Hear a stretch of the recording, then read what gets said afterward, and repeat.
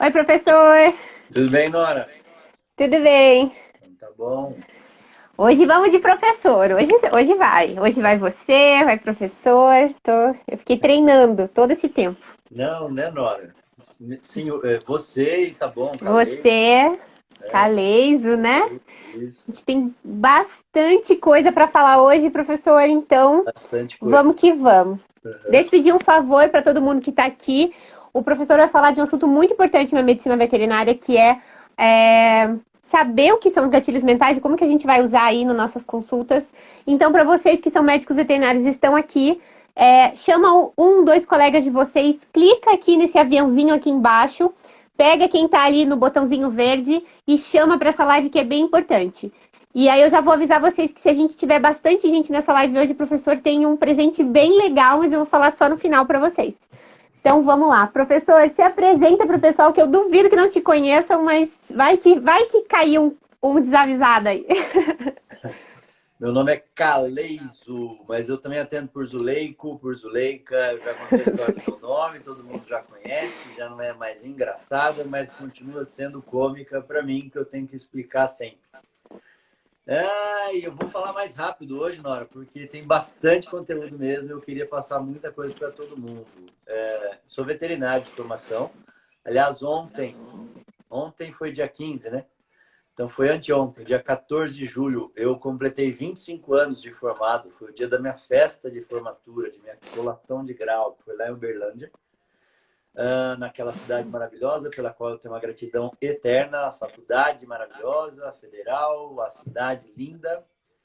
Aí eu sempre trabalhei com veterinária, já comecei a buscar cardiologia, sempre gostei de cardio. Inicialmente eu estudei por conta própria, porque não tinha pós-graduação lato sensu, curso de aprimoramento era um ou outro, eram pouquíssimos. Fui meio no peito, de autodidata.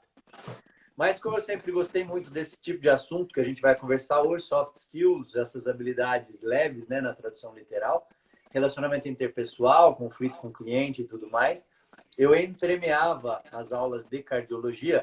A Aline está aqui, a Aline foi minha aluna, ela já me deu um oi desse tamanho. Oi, Aline, ela sabe disso.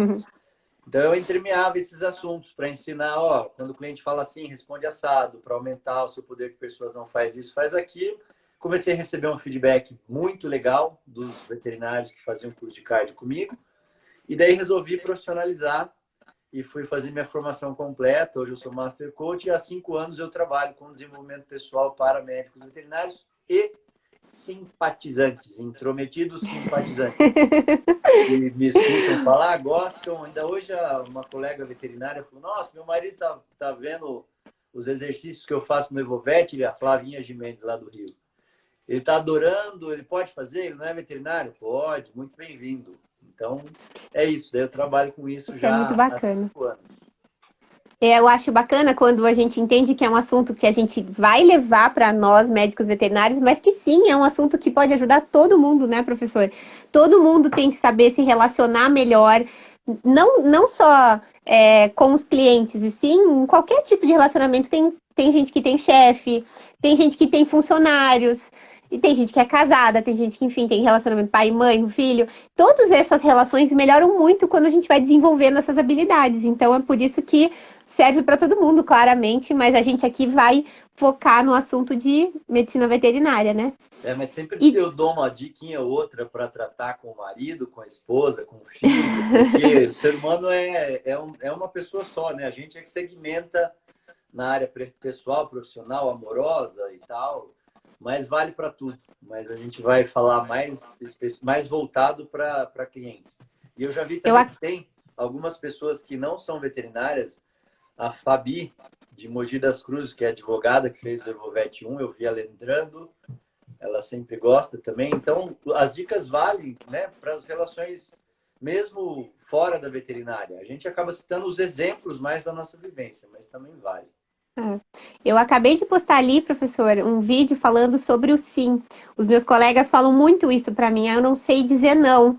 Eu só digo sim para os clientes. Já passou do horário, às vezes de sim para cobrar mais barato, às vezes de sim para trabalhar fora da hora.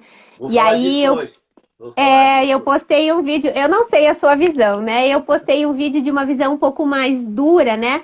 em que eu digo que quando você está dizendo sim para o cliente, você está dizendo não para você, né? E aí, como o senhor como você disse, que vai para as relações pessoais. Quem diz sim para o cliente, diz sim para todo mundo, né? É a Uhum. pessoa que fica cuidando e ajudando todo mundo, mas não tem tempo de fazer uma academia, de comer direito, de estudar, de fazer um curso, Sim, porque não tem tempo, comportamento é uma coisa padronizada. Da mesma forma que a né? gente se comporta num lugar, a gente se comporta no outro também. É isso mesmo. É isso aí. Então, professor, desce o chinelo em todo mundo aí. Conta pra gente o que, que vai ser o assunto de hoje. Ó, de novo, quem entrou aqui, ó, se vocês chamarem mais gente, a gente chegar, ó, no mínimo eu quero 50 pessoas na sala. Então, convide, porque o presente vai ser seu. Clica aqui no aviãozinho, chama os colegas veterinários que estão com a bolinha verde, que eles estão online, para essa live que vai ser imperdível e que no final vai ter presente para todo mundo aí. Eu Ou já para quem chamei, merecer. eu mesmo já chamei umas pessoas, estou chamando outras agora neste momento, quem Ó, sabe. ele tá afim de dar esse presente, gente. Vamos chamar os colegas aí, que hoje vai ter um presente especial do professor. Uhum. É, eu tô afim porque eu sei o quanto isso impacta no dia a dia dos profissionais, né, Nora? É muito importante, é muito importante. As pessoas estão demorando para. Estão demorando ou tá no time da gente, sei lá. Porque o veterinário está começando a aprender, está começando a se ligar da importância de estudar esse tipo de coisa. Da mesma forma que a gente precisa sentar numa graduação ou numa pós-graduação para absorver os ensinamentos técnicos, as hard skills, as habilidades, né, específicas de uma coisa ou de outra, de preventivo, por exemplo, que é o que você ensina, que todo mundo gosta muito, uma coisa que não se tem na graduação, mas enfim, é uma habilidade mais técnica.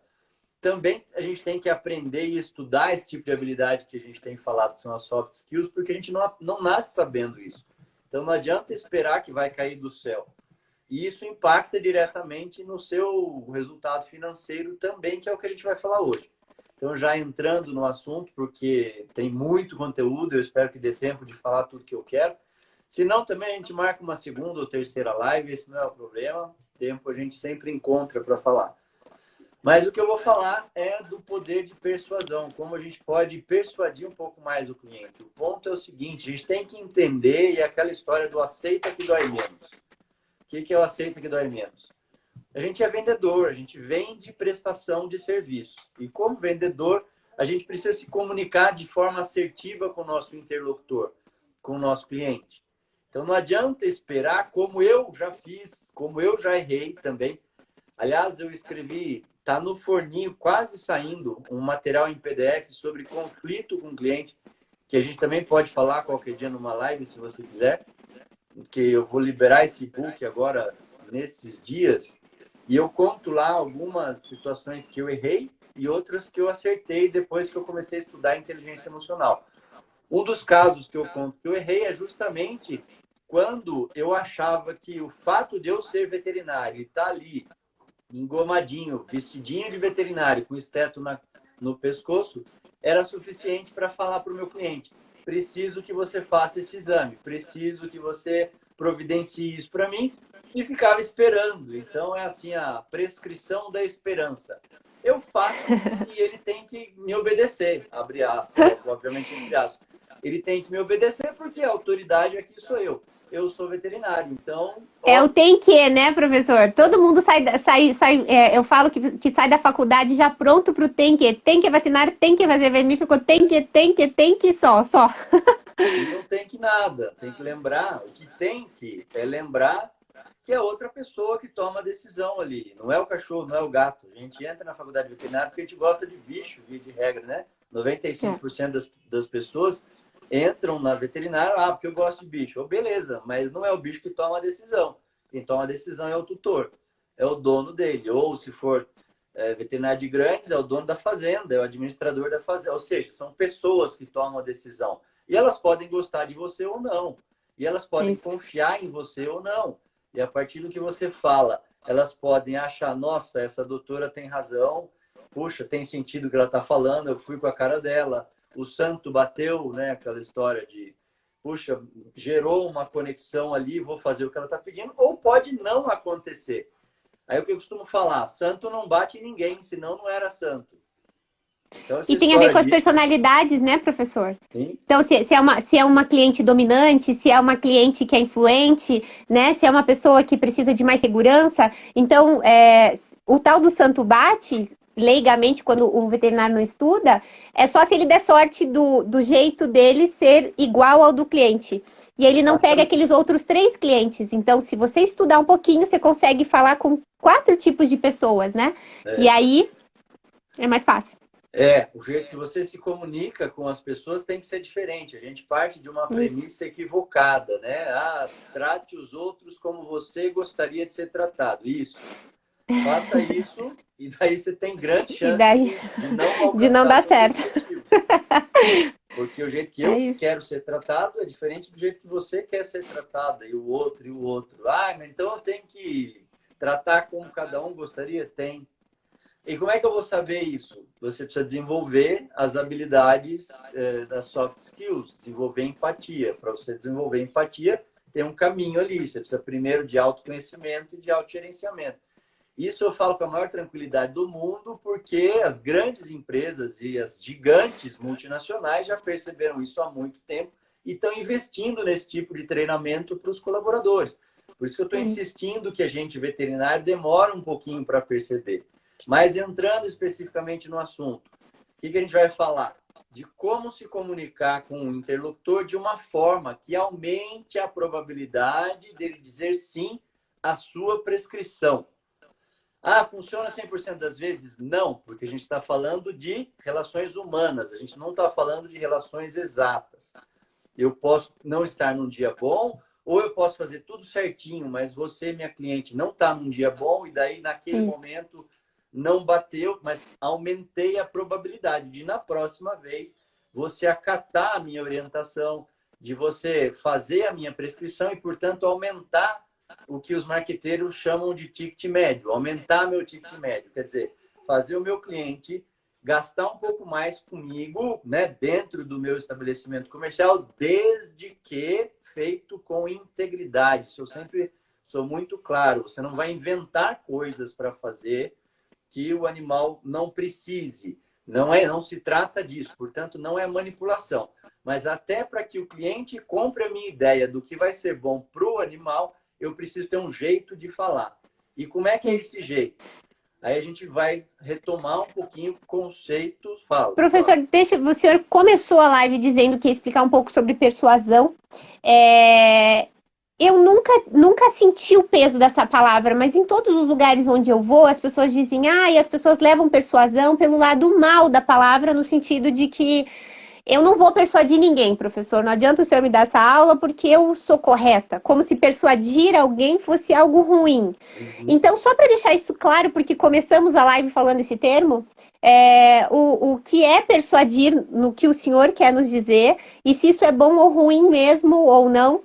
Porque, na verdade, eu não vejo nada de mal, mas realmente eu percebo que as pessoas têm um pouquinho de assim, pezinho Ranço. atrás com essa palavra do persuadir, um ranço.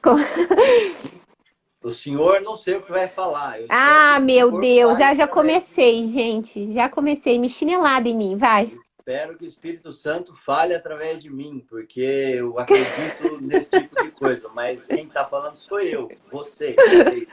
Baixou o Espírito Santo. Ai, Jesus. A persuasão não é uma coisa ruim. A gente está persuadindo todo mundo a todo momento. Então, por exemplo, uma relação conjugal. Vamos sair para jantar hoje? Ah, não, queria ficar em casa, assistir um filminho aqui na televisão. Eu aluguei um filminho aqui, peguei, sei lá, Netflix, qualquer coisa. Não, vamos sair para jantar. Puxa, eu estava querendo tanto comer uma comida japonesa faz tempo. Obviamente não em tempos de pandemia, mas em tempos normais. Ah, não, mas eu queria ficar aqui em casa hoje. Isso é persuasão. Um vai persuadir o outro. Não tem nada de mal nisso. A fazer aquilo que está com vontade, desde que também seja bom para o outro. Eu não vou convencer uma pessoa a comer comida japonesa que eu sei que é alérgica à comida japonesa. Isso é ruim. Então, aí fazer o que o outro... Conseguir que o outro faça o que eu quero, se for bom só para mim, é manipulação. E isso está errado. Ah, mas com esses conceitos que você ensina, a pessoa pode usar para o mal? Pode. Aí é livre-arbítrio de cada um. Eu não ensino para usar para o mal, Por isso que eu sempre falo, desde que você use todos esses ensinamentos de forma íntegra e ética. Aí tem todo um compêndio, né? O CFMV dá para gente um livrinho, Ética dentro da Veterinária. Vai lá e segue aquilo, usa esses conceitos que tá tudo certo, não tem nada de errado. Tudo é uma A ética é só com os clientes, tá, gente? Eu tô vendo todo mundo escrever aqui com o maridão pode, com o maridão pode. Persuadir o marido pode, mas é outra aula. Quer ver outra coisa? Minha filha de 5 anos. Filha, vamos fazer a tarefinha? Ah, não, papai, vamos pintar, vamos brincar aqui comigo. Não, filha, fazer tarefinha, olha só. É legal por causa disso, para crescer, para aprender, para ficar inteligente. Isso é persuasão. Quem que vai falar que isso está errado? Filha, é hora de tomar banho. Agora não quero tomar banho, papai. Então, mas tem que tomar banho agora, por causa de... Até esses conceitos todos que eu vou falar, você pode usar também para convencer o marido a comer comida japonesa hoje ou a mandar o filho tomar banho no momento certo. Isso é persuasão, então não tem nada demais, mas foi muito oportuna a sua colocação, porque realmente as pessoas têm uma noção de que persuadir é manipular. Não é. Isso. Pode ser. Pode se tornar se a pessoa usar para o mal. Agora, todo conhecimento pode ser usado para o bem ou para o mal. Todo conhecimento. Então, não é por isso que a gente vai deixar de ensinar, porque o intuito é que as pessoas realmente aumentem o faturamento. Também não é pecado nenhum ganhar mais, desde que seja de forma íntegra e ética. Com certeza. Mas vamos lá. Como é que a gente faz? Primeiro tem que lembrar de quem toma a decisão dentro de você, dentro de mim, dentro de cada um de nós. A gente tem o costume de achar que o ser humano é um ser racional e que, portanto, para eu conseguir convencer, persuadir você a fazer alguma coisa, eu tenho que te dar fatos. Nora, vamos fazer a live às 8 da noite? Olha, às 7 é muito cedo, as pessoas jantam, as pessoas... Não, Caleide, vamos fazer às 7, porque o público está acostumado e etc. E daí eu começo a dar fatos, coisas racionais para você. É isso que a gente costuma fazer. Por que que isso tende a não funcionar? Porque as nossas decisões não são racionais como a gente acha que são. E aí eu vou dar um exemplo chocante. Se a gente tomasse decisões meramente racionais, se fosse a lógica que nos conduzisse para tomar as nossas decisões, a gente não se apaixonava por quem não presta. Ninguém nunca tinha entrado numa relação ruim, com gente ruim, com uma pessoa traíra, sacana, tóxica e etc. A gente não toma decisões com base nos fatos, com base na racionalidade. As nossas decisões são emocionais. Se fossem meramente racionais, ninguém fumava.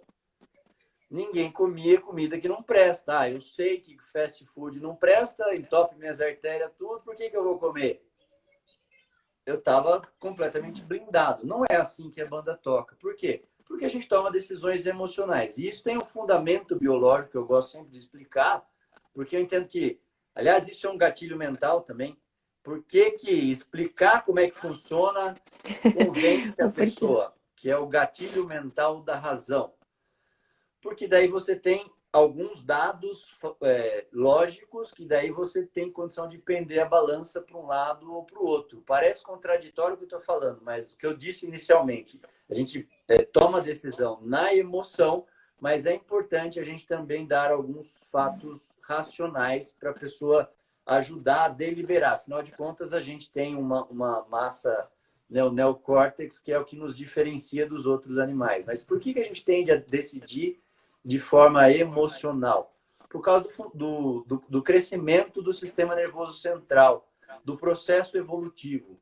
Então, a gente tem a medula no canal vertebral. Quando entra no cérebro, a primeira estrutura que ela encontra é o tronco encefálico, medula, ponte e bulbo, que são as estruturas que nos mantêm vivos. Cuida da nossa respiração, da nossa frequência cardíaca, pressão arterial e etc. Está lá. Não depende da minha vontade para aquilo ser cuidado.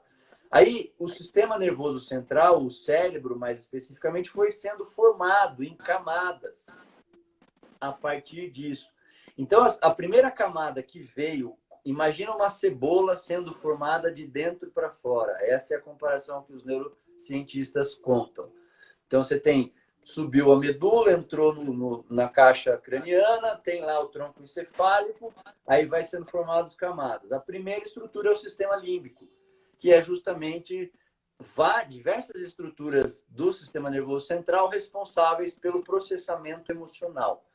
Depois é que foram sendo formadas os outros anéis, o que foi sendo adicionado, que é o nosso neocórtex, que nos dá a razão. Então, evolutivamente, a parte do cérebro que cuida das emoções foi formada muito antes, milhões de anos atrás. Então, todas as decisões mais rápidas que a gente toma e que os animais inferiores tomam partem de sinapses do sistema límbico emocional. É dali que surge, por exemplo, o instinto de você desviar o carro quando passa alguém na sua frente que você não sabe o que é. Não gasta energia, é muito mais rápido, você simplesmente... Porque se você tivesse que parar para pensar, deliberar, será que é um bicho, será que é um homem? Não dava tempo, porque todas as sinapses, ou seja, as decisões originadas no neocórtex, que são as camadas que foram formadas depois, elas demoram mais para ser processadas. Onde eu quero chegar com tudo isso? Que tudo que a gente delibera, delibera não, foi uma palavra mal colocada. Todas as nossas decisões partem primeiro do processamento emocional. Quer dizer, eu decido emocionalmente. Depois que eu decidi emocionalmente, é que eu vou pensar a respeito, com razão, com lógica, com reflexão, com análise, ou seja, sinapses do neocórtex. Daí eu arrumo justificativas para validar a minha decisão, que já foi tomada com base nas minhas emoções. Resumindo a ópera, então, se as decisões que a gente toma são emocionais e eu quero persuadir você de que aquela profilaxia periodontal é importante ser feita, de que aquele esquema de vacinação é importante ser cumprido, que a cirurgia de ovário salpingo, esterectomia, o SH, para prevenir um tumor de mama é importante, tudo que eu vou persuadir o meu cliente, eu tenho que conversar com quem? Com o sistema límbico ou com o neocórtex? Com o sistema límbico do cliente. Porque é o sistema límbico que vai tomar a decisão. Tá bom, doutora, vamos fazer ou não vamos fazer? Tá bom, doutora, concordo com a senhora ou não concordo com a senhora?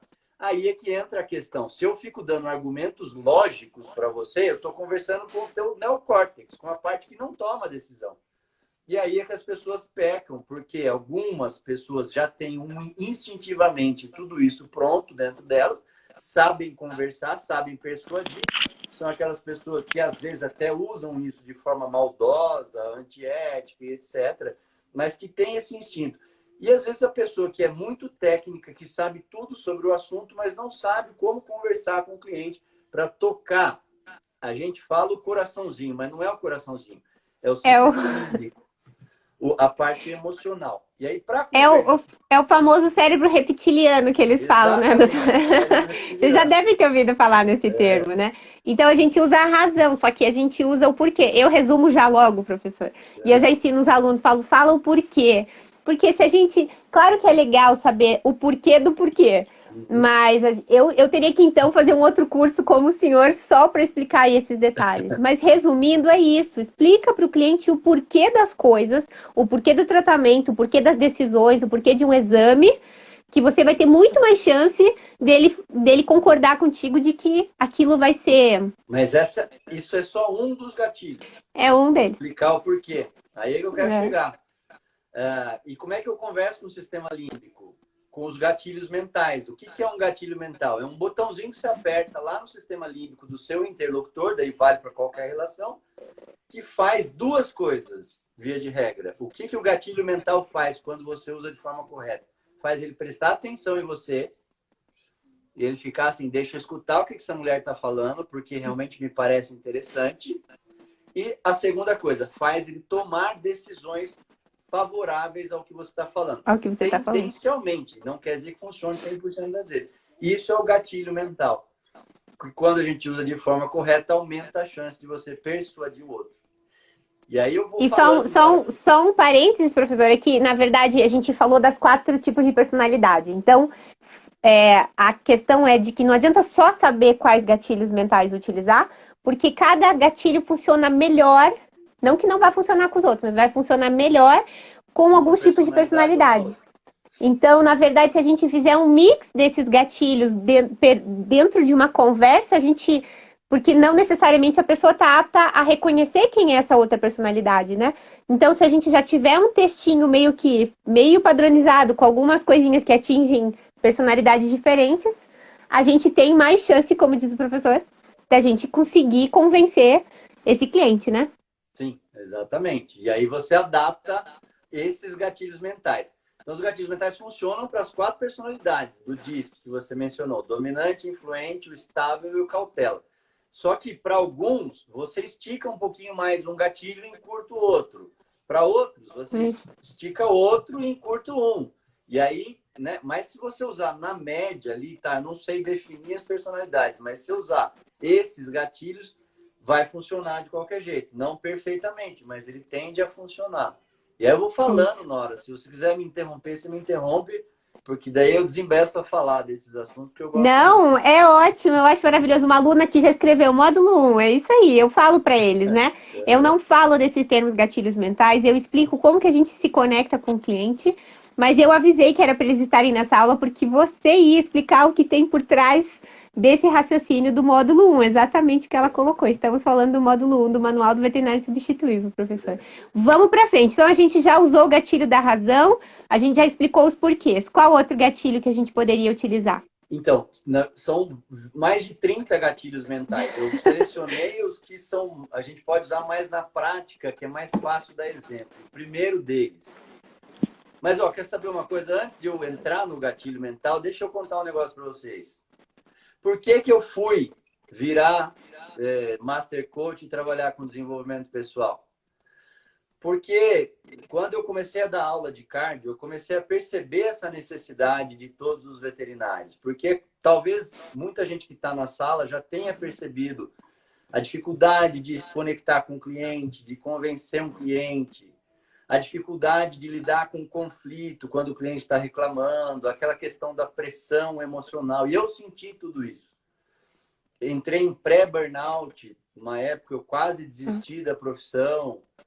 E aí, eu, por sorte, estava ligado a pessoas que me ajudaram bastante. Aí eu consegui, através de diversas ferramentas que eu também fui estudando e tudo mais, eu melhorei e aí eu pude entender o que tinha acontecido comigo. Daí eu fiz disso o meu propósito e fui buscar para poder estudar essas ferramentas de inteligência emocional, soft skills, etc. E hoje eu ensino com prazer para que outras pessoas não passem pelo que eu passei. Isso é verdade, Nora, mas eu acabei de usar o gatilho mental da história. Esse é o mais legal de todos. E por que esse é o mais legal, né, professor? Porque esse a gente não pode discutir com ele, Exato, né? não pode discordar. Quando a gente conta, não pode discordar. História é história, é fato.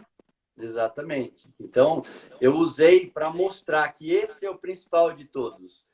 É ele que dá a conexão. Tem diversos estudos de ressonância magnética de 2 pessoas conversando. E quando essas pessoas, uma está contando uma história para outra, as áreas irrigadas no cérebro de quem conta a história são as mesmas áreas irrigadas de quem está escutando a história. Então, existe um espelhamento cerebral. A conexão é muito intensa. Os bons comunicadores, via de regra, fazem isso. Bons palestrantes. E se a gente parar para pensar, todas as vezes que a gente está prestando atenção numa palestra, que a gente está lá focado, escutando o que o cara está falando, pode prestar atenção que o momento que você está mais empolgado e querendo saber o que vem depois, e o que vem depois é quando ele está contando uma história. Principalmente se for da vida dele. Agora, essa história, ela não pode ser contada de qualquer forma. É que as pessoas não percebem. Mas presta atenção em como eu contei essa minha história, de como eu saí da questão da docência, como que eu dava aula de cardio. E daí eu me senti mal, eu entrei em quase um burnout, que é verdade, não é mentira. Mas o que tem aqui? Emoção. Eu estou fazendo você enxergar. Eu contei semelhanças que eu sei que muitos veterinários passam. Então, quando eu estou contando alguma coisa que eu imagino que você já tenha passado ou esteja passando, você enxerga muito melhor. Então, a conexão é muito maior. Aí tem todo um caminho, que é o caminho de você contar uma dificuldade, de repente aconteceu alguma coisa que você sobreviveu e saiu bem daquilo. Então tem todo um script para contar essa história. Quem faz isso muito bem feito? Os diretores de filme. Você paga para ficar numa sala fechada, comendo uma pipoquinha, para escutar uma história. De qual história que você gosta? Via de regra, essa que tem todo esse script de conexão, da dificuldade. Pega o super-homem, pega qualquer super-herói. Ele sempre É o caminho do passa, herói, né, professor? ele O sempre herói luta, passa, luta, luta, luta e vence, né? no final ele vence. Ou não vence, também pode ter um desfecho ruim. Como é que você usa isso no dia a dia? Só um parêntese, né? Se você parar para pensar, como é que Jesus Cristo contava as histórias dele? Por parábola. O que são as parábolas? História, para conectar com as pessoas, para elas entenderem, para elas enxergarem o que está acontecendo. Então, e são diversas parábolas. Tanto que isso funciona. Então, como é que você pode usar isso no contexto de persuadir um tutor ou um cliente? Eu dou um exemplo meu. Quando eu estou examinando um paciente para uma avaliação pré-cirúrgica e eu detecto hipertensão arterial sistêmica, que é uma doença silenciosa. O tutor não vê nada de errado acontecendo com o animal. Mas eu sei que se esse animal for anestesiado, ele corre o risco de, no pós-cirúrgico, assim que estuba o animal da anestesia inalatória, pelo fato dele ter ficado com uma pressão um pouco mais baixa do que o normal, a hora que desliga o gás, né, o anestésico volátil, o sistema simpático acorda e pode entender que ele está numa pressão muito baixa para ele, para aquele paciente. E daí ele dá uma descarga de adrenalina, tem um pico hipertensivo e já aconteceu, eu já tive paciente de ficar cego por ruptura de vaso retiniano assim que o animal estuba, porque o anestesista, porque o cirurgião não sabia que era um paciente hipertenso. Então, quando eu vejo que o tutor tá, mas, pô, mas precisa mesmo, mas não sei o quê, eu vou gastar, e etc. Ó, deixa eu contar uma história para você. Aí, o que você vai usar? O máximo de semelhança possível, desde que seja íntegro. Verdade. Olha, dona Nora, poxa, uma vez eu atendi uma paciente que era uma poodlezinha igual a da senhora. Aliás, era da mesma cor da senhora, da sua cadelinha. E aconteceu isso. Daí você conta a história, conta o desfecho. Puxa, o anestesista não sabia que era hipertensa. O cirurgião também não sabia. Então, eles colocaram na mesa, anestesiaram. Só que quando ela acordou, a pressão subiu muito. Nossa, ela ficou cega. Puxa, dona Nora, eu ainda sinto uma dor muito grande, porque foi uma cegueira que é irreversível, que poderia ter sido evitada. Nem precisava. Então, tem emoção, tem semelhança, tudo verdade o que eu estou falando, não invento Sim. nada, mas eu capto aquelas coisas. Eu vou dizer que 100% das vezes, 100%, o cliente, então tá bom, doutor, vamos tratar, é melhor, não quero correr esse risco. Você fez ele enxergar, você fez ele se posicionar.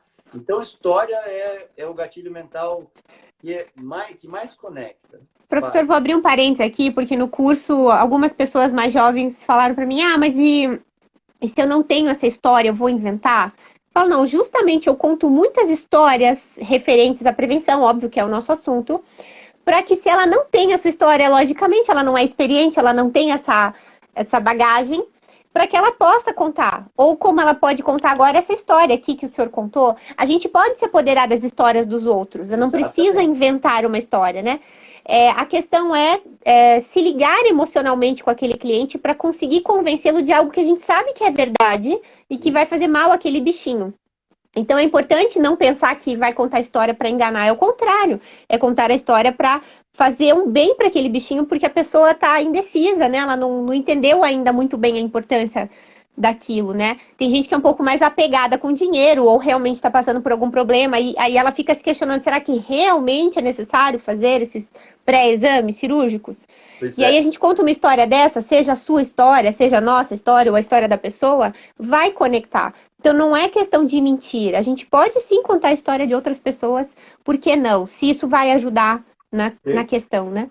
Perfeita colocação. Olha, eu faço um curso que a professora mostrou um caso, aí você vai dar o crédito de quem é aquela história. Você não, como você falou, você não vai se apoderar, mas a professora mencionou um caso que aconteceu assim, e aí o máximo de similaridade também foi com Bacezinho, igual a Rato. Busca similaridades porque elas são importantes. Foi muito parecido, daí o desfecho foi dessa forma, e etc, etc. Perfeita colocação. Se você não tem experiência, se nunca aconteceu com você, não é falta de integridade você mencionar alguma coisa que você ficou sabendo que aconteceu, tá perfeito. É praticamente as parábolas de Jesus, né? Ele não É contava necessariamente uma história dele. Se vocês pararem para perceber, as parábolas eram histórias de alguém que ele queria encaixar naquele ensinamento. Então é isso. Tô recebendo o WhatsApp aqui da Aninha Baldini falando que ela usa história e que ela tá adorando a live. Ela me mandou por WhatsApp. Ah, que bonitinho! Apareceu um pop-up aqui para mim. Que máximo. Mas assim, ó, história é o primeiro gatilho mental que não pode faltar. Outra história que eu contava muito, agora eu já não conto com tanta frequência, porque fez parte de um contexto de vida. Quando eu fiz mestrado e doutorado no INCOR, que é o maior centro de pesquisa de cardiologia da América Latina, é um lugar fantástico, é um mundo de cardiologia de todas as formas, com gente, com bicho. E eu cheguei a fazer pesquisa com o ser humano, com eco periférico, com todos os grupos de estudo, etc. Eu também usava essas histórias num contexto, inclusive, de promoção, de marketing. Puxa, olha, eu estou lá no INCOR fazendo doutorado, como você sabe, e eu peguei um caso assim, assim, assado, que aconteceu e etc.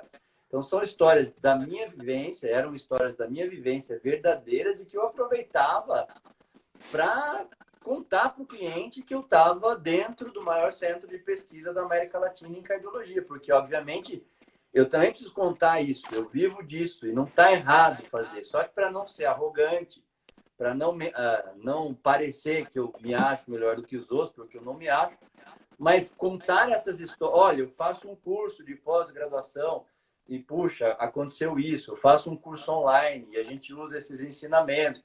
Isso tudo é história. Isso tudo é gatilho mental de coisa que você vivencia. Só que aí você conta a sua história, né? A gente também fala sobre isso, a importância de se apresentar para o cliente. Às vezes o cliente sabe quem é você, só que às vezes ele não sabe. E realmente vai mudar isso. E é o que eu falo, a gente não pode obrigar a pessoa a te ver como autoridade. Não é um estetoscópio, ou a roupa, ou o jaleco que te faz uma autoridade. Agora, se você conta a sua história, gera essa autoridade imediata com a pessoa.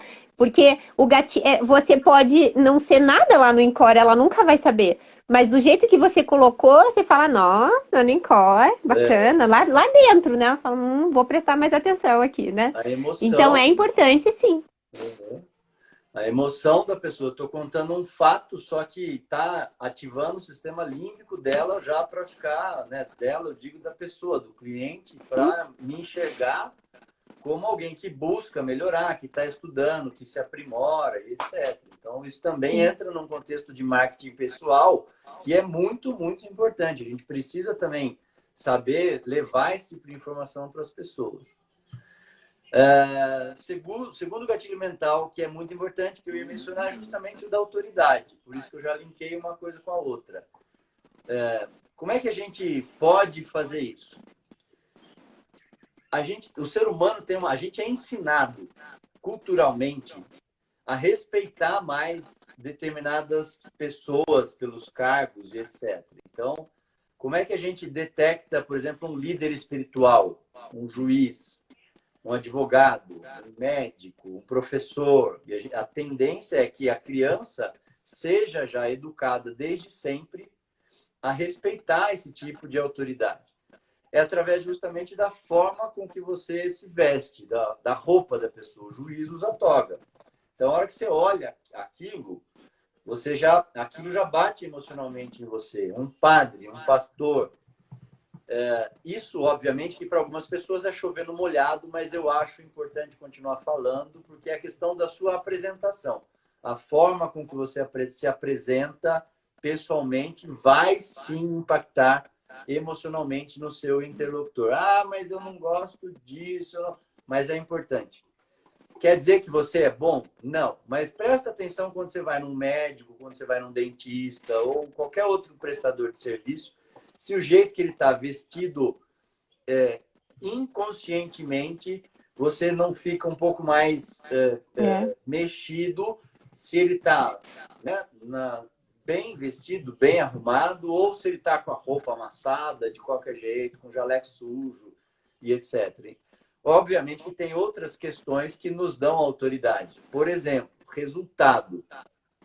Então, por exemplo, no marketing digital, que eu uso muito para divulgar os meus cursos, e você usa também para divulgar os seus, como é que a gente demonstra essa autoridade?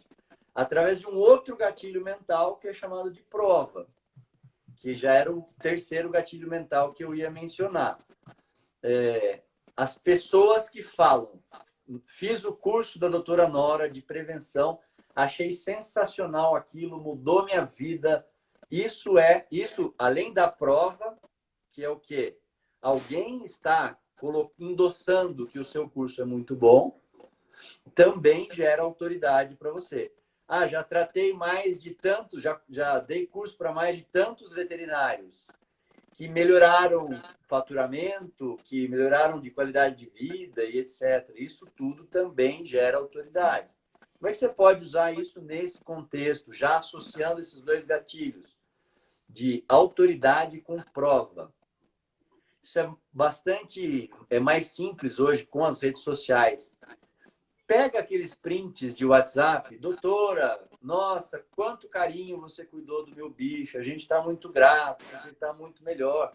Que todo veterinário que faz com o coração acaba recebendo, ou por mensagem, ou em rede social, pede permissão para imprimir aquilo, colocar, por exemplo, nos quadrinhos, em algum lugar da sua clínica, da sua sala de atendimento, para que os clientes vejam, porque isso também conversa com o gatilho mental, que é o que a gente faz nos cursos. Por exemplo, quando anteontem mesmo, tem uma participante do Evovet 2 agora, falei, estou achando sensacional o curso, puta que legal, tá me fazendo acordar para um monte de coisa, eu já melhorei nisso, né?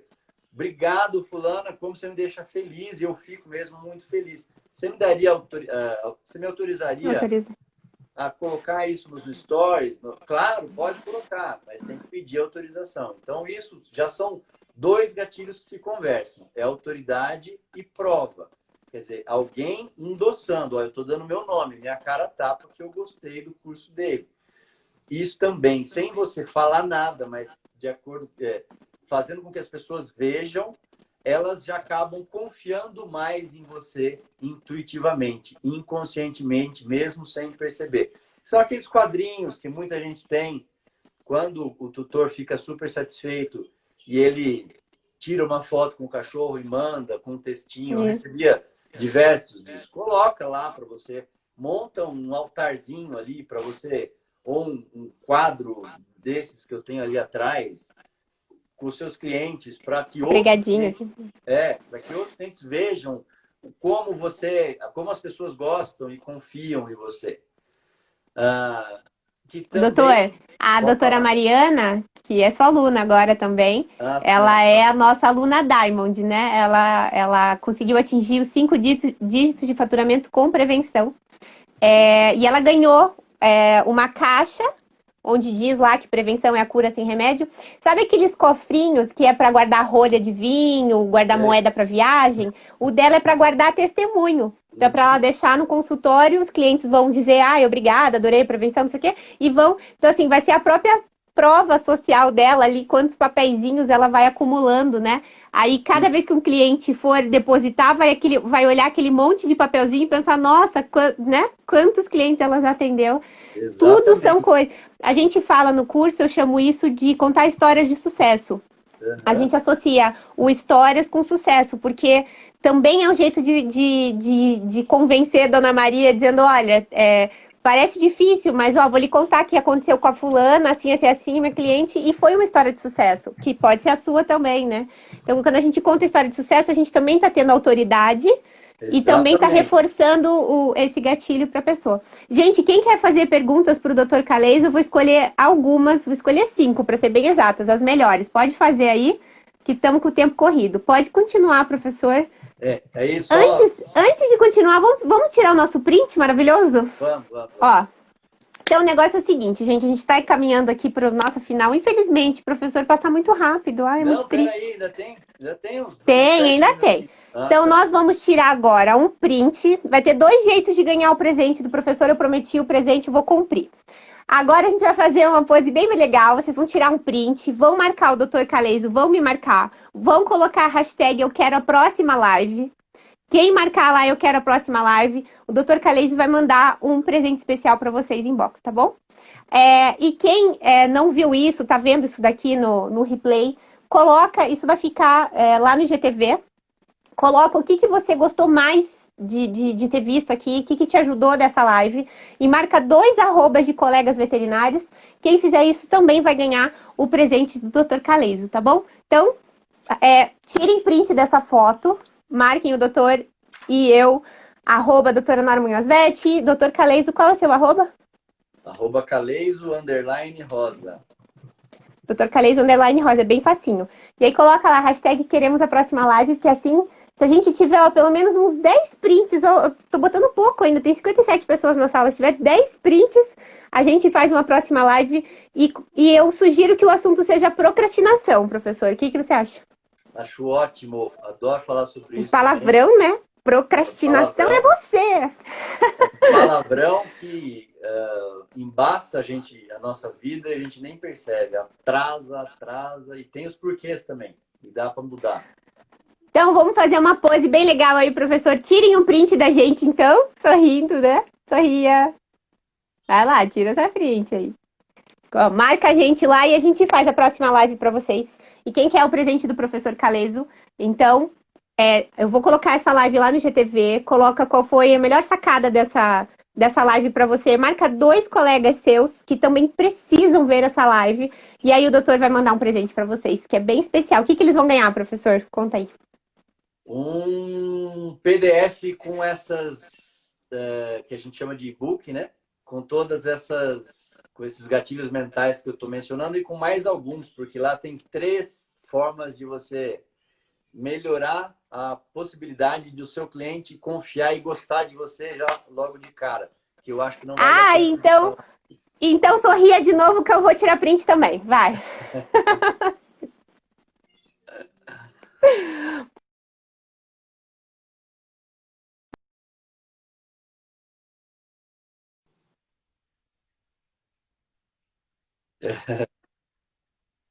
Qual é o próximo gatilho, professor? Conta pra gente que estamos nos finalmente aí.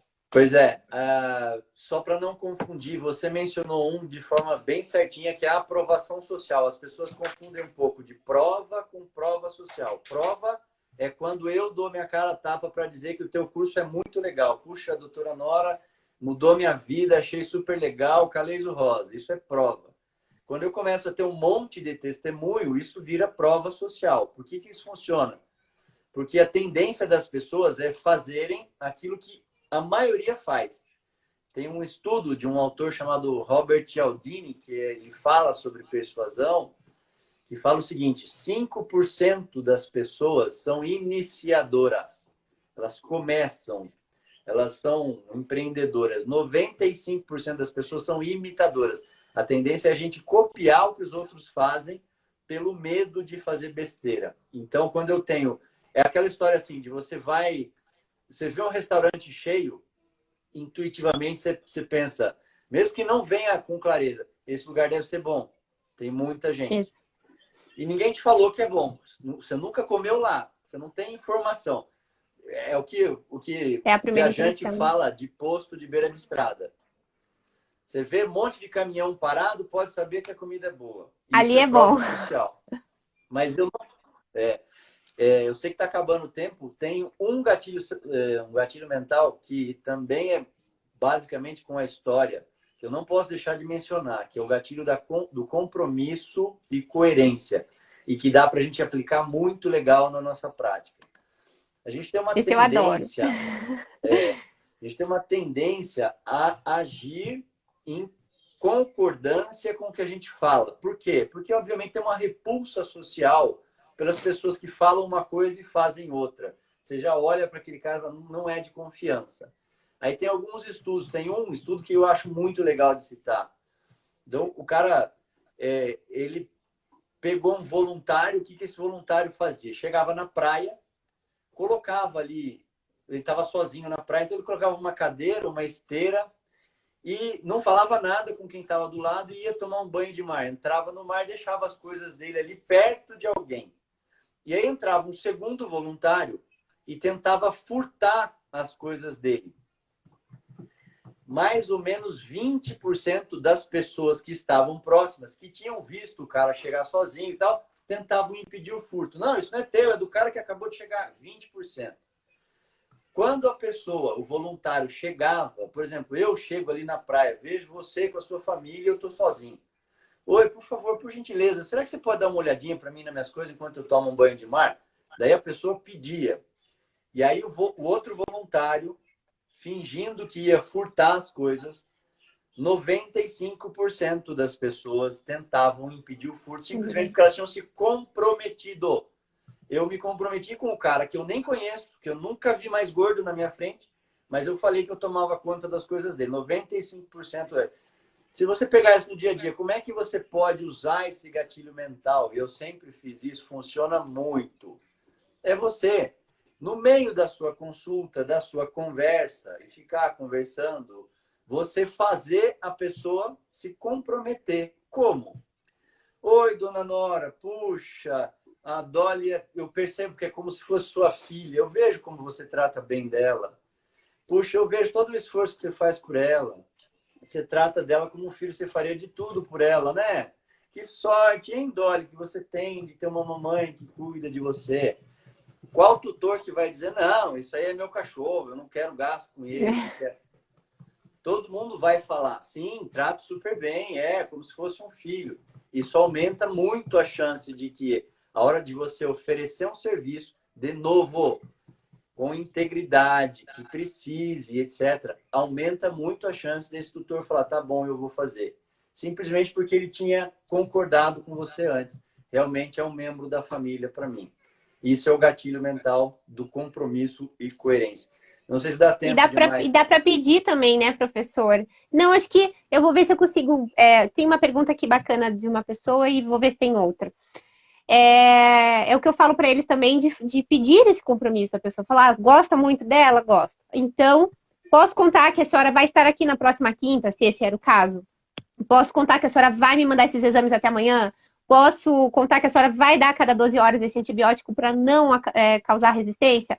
Quando sai da boca da pessoa assim, pode contar, eu me comprometo, eu estarei aqui. Ó, a senhora liga se a senhora não for vir, para que eu não venha até aqui, eu só vou vir para atender a senhora.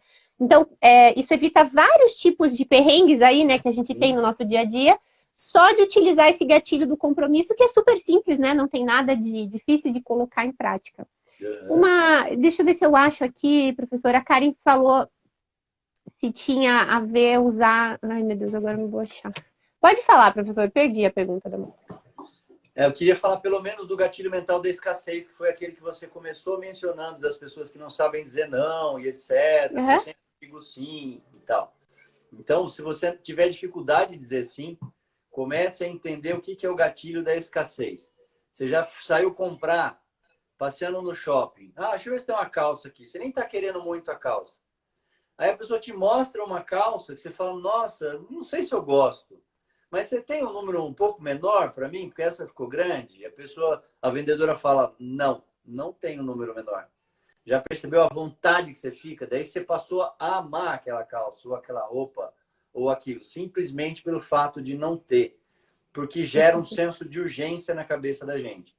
Então, o gatilho da escassez é muito importante, é justamente para você mencionar. De não estar acessível 100% do tempo. Posso ir agora? Agora não dá. Agora a doutora está terminando uma consulta, está fazendo um procedimento e etc. Gera um pouquinho de dificuldade, porque na cabeça emocional da pessoa, quando você está muito solícito, a tendência é ela achar que você não é um bom profissional como você parece. Então, gerar um pouquinho de senso de urgência ou de falta, que é o gatilho da escassez. Então, é para quem, só para terminar aquela questão de alguém que mencionou isso. Ah, eu não sei dizer não, e tudo eu acabo aceitando. Não pode, até por conta desse gatilho mental. E também gera essa impressão, né, de que a pessoa realmente é importante. É horrível quando você liga. Gente, é horrível quando você liga para um lugar e diz assim, eu queria marcar o cabelo. Ah, para que horário que você quer marcar? Aí você fala, ah, tem horário para sexta? Tem, tá tranquilo. Aí você fala, meu Deus, como assim? Sexta-feira no salão tranquilo? E olha, esse senso de urgência da calça eu já usei, professor. Eu comprei a calça, eu fiquei 7 anos para entrar na calça, porque só tinha aquela, e eu falei, jurei que eu ia entrar na calça, eu entrei, com a glória de Jesus, eu entrei. Não, olha, e é engraçado porque as pessoas falam assim para mim, ah, você fica ensinando esses negócios do gatilho mental, daí as pessoas não vão mais, você não vai mais convencer ninguém. Até a gente que conhece, a gente cai. Você cai, porque é muito mais forte do que uma questão racional, você não percebe, é muito instintivo isso, vem do processo evolutivo, não tem como fugir.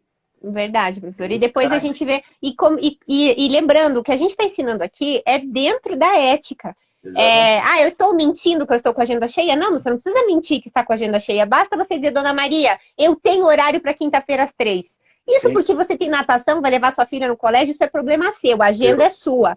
Você diz que só pode atendê-la na sexta às 3 e depois arruma o horário com ela. Não precisa dizer, tô livre e faz como a senhora quiser.